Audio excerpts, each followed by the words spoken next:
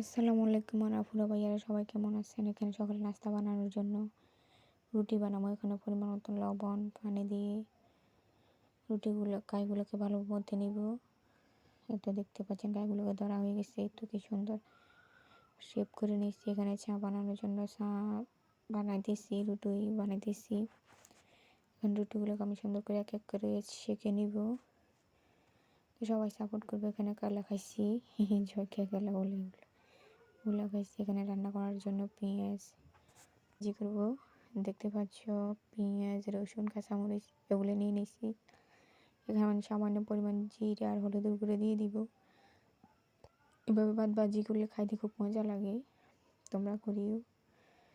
তো আমি ভাতগুলো দিয়ে এখন মশলার সাথে ভালোভাবে সবগুলো মিক্স করে নিব। ভালোভাবে নেড়ে নেড়ে মিক্স করে নিতে হবে, তারপর সবগুলো একসাথে মিক্স হবে।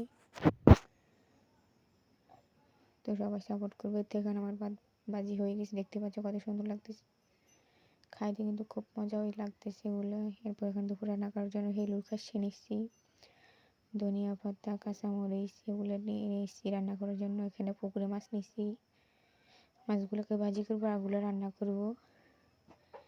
আমি একে একে মাছগুলো ভাজি করে নেবো পিট করে ভালোভাবে। এরপর এখানে একটা ডিম খেয়ে নিচ্ছি। তো দেখতে পাচ্ছেন আমার রান্না করা শেষ এখানে। এরপর সন্ধ্যা এক গ্লাস দুধ খেলাম, চা দিয়ে বিস্কিট দিয়ে খেলাম। সবাই সাপোর্ট করো, ফলো দিয়ে যাইও, কমেন্ট করে জানাই। এরপর এখানে একটা পেঁয়াজও খেলাম।